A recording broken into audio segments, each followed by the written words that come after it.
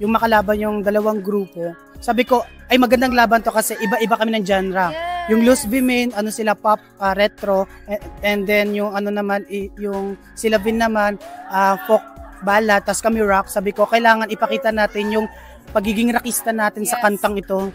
And we did it. Yes, we and we did it. Kailangan yung boses natin hindi pang ballad, dapat pang rock. Guys, we slayed. Slay! Grabe na, parang, kasi kinakabahan ako.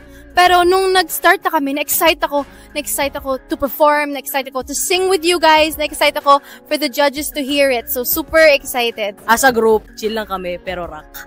Sa sarili namin, na confident kaming maidi-deliver namin yung song na pinrepare namin for tonight.